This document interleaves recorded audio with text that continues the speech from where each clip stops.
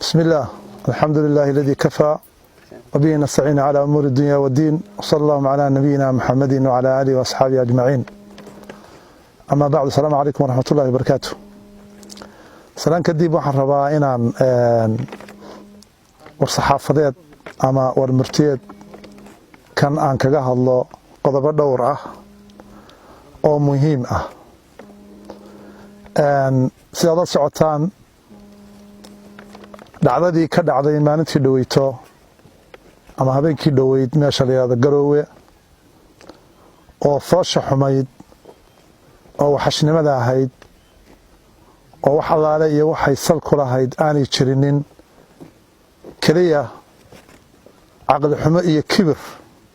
kaliya salka ku haysay, laakiin wax weheliyaa aanay jirin.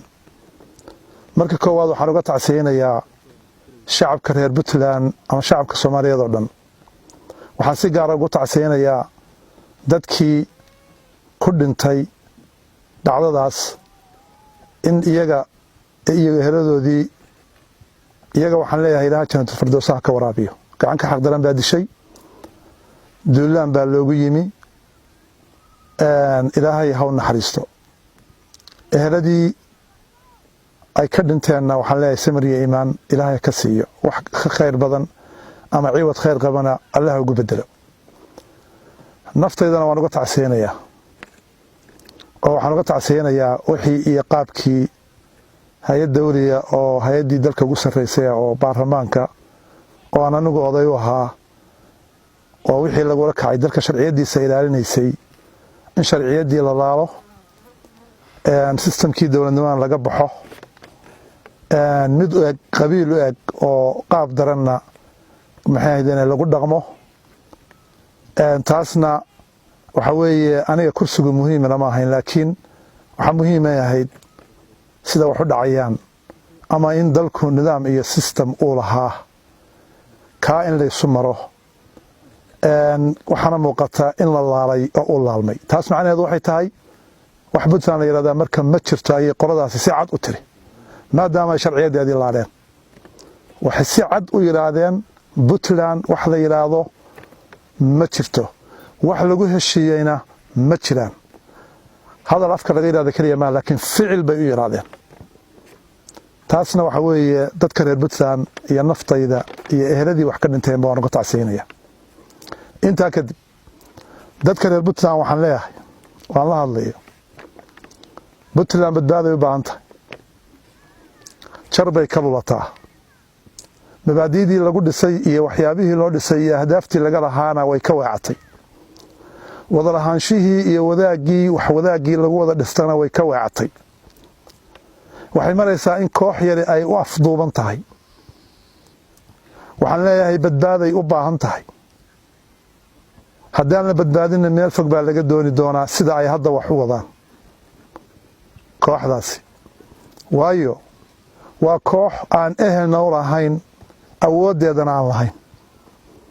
sidaa laajligeed Puntland, reer Puntland oo badbaaday u baahan tahay. waxaana leeyahay wixii tala kale heli kara oo reer Puntlandihi ha isu yimaadeen, hana tashadeen, Puntlandna hala badbaadiyo.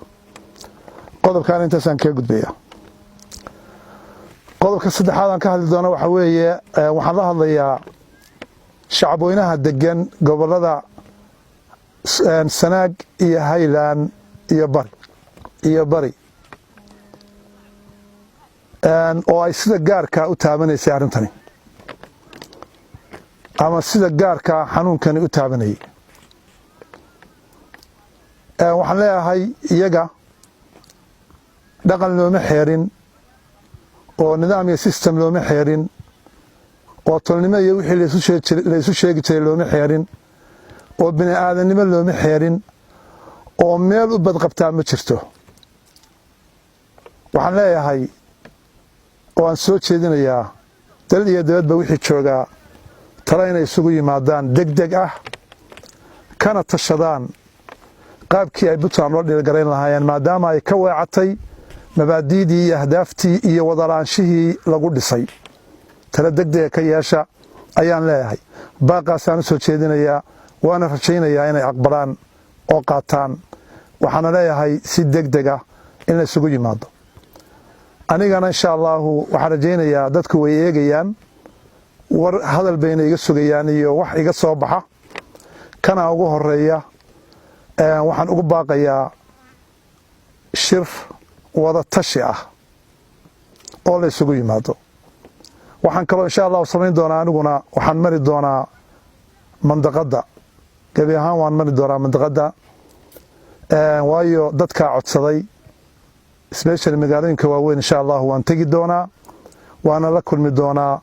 talo wixii ay qabaanna waa ururin doonaa markuu soo dhammaado safarkaas iyo socodkaasina insha allahu wixii ka soo baxa waan idinla wadaagi doonaa laakiin waxaad ogaataan oo ku tashataan oo u weel qaadaan oo isu sheegtaan inuu noqdo in la isu yimaado lana tashado iyagana intaas ayaan leeyahay waxaana leeyahay istajiya niyadiinnu ha deganaato wax waa iska dhacaan waana dhici doonaan waana dhici jireen laakiin asal waxaa u noqda hadba qaabka loola dhiilgareeyo iyo sida looga tashado marka waxaan leeyahay taladu yay idinka xumaanin iyagana intaasaan kaga gudbaya waxaan rabaa dadka degan laftigoodu aan isku danta nahay ee degan sool gobolka sool iyo bari oo aan hore uga dhawaajiyey isku dan baanu nahay waa soo dhoweynayaa taladooda iyo waxwada qabsigooda iyo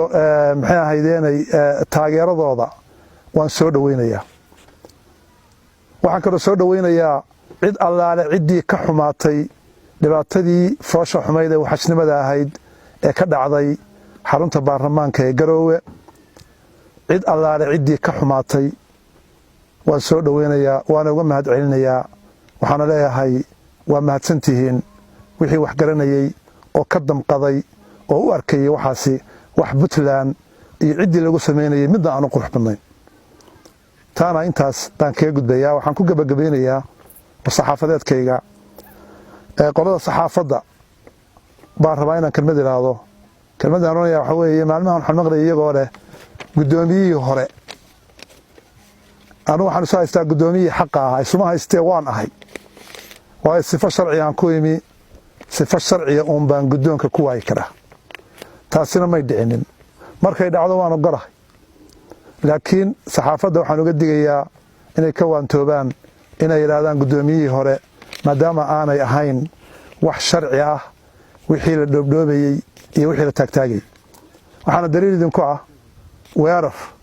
habeennimo ah oo xaruntii dalka ugu sarraysay ama kuwa weeraraya ay ka soo bixi jireen la weeraray dadna lagu laayay shacab iyo ilaaladiiba waxaa kaloo garan kartaan oo iyana la yaab leh in haddana dhiiggii oo yaalla iyo meydkii oo yaalla dhaqaale iyo lacag la bixinayey si aroortii la isugu yimaado oo wax loo dhoobdhoobo bal inta gef iyo inta khaladoo meeshaa ku kulmay hantidii ummadda waa la isticmaalay oo waxaa loo isticmaalay waxaan sax ahayn iyadoo ummaddu dhinac walba uga baahan dhinac walba arrimo bulshada uga baahan ayaa hantidoodii waxaa loo isticmaalay waxaan sax ahayn kan labaad wuxuu ahaa weerar qaawan oo waxashnimo ah kan saddexaad wuxuu ahaa habeennimo kan afraad wuxuu ahaa baarlamaankaoo xidhnaa oo sifo sharciga ku xidhnaa in xoog lagu furto waxaasoo dhan marka la isu geeyo waxay noqonayaan sharci darro iyo sharciyaddii Puntland oo lagu ciyaaray lana laalay waataana hore u sheegay oo dhawaaqaasi uu yahay ama facaaishaasi marka la ururiyo wax Puntland la yiraahdaa ma jirto laakiin koox danaysata baa jirta marka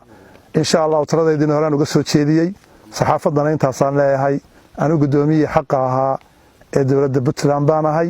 waana ahaan doonaa haddii alla yiraahdo wax kastay dhoobdhoobaan ilaa laga helayo tala dee dadka aan matelo reer Puntland ha ahaadeen ama gobolada gaarka aan u sii matelo ha ahaadeene ay tala rasmiya ka gaarayaan anuun baa ahaan doona guddoomiyihii baarlamaanka ee xaqa ahaa saxaafadda marka waxaan leeyahay insha Allah iyo hadalku idinka xumaanin mar dambena ayay soo bixin guddoomiyihii hore waana mahadsantihiin wada shaqayntiina fiican هذا وبالله التوفيق والسلام عليكم ورحمة الله وبركاته.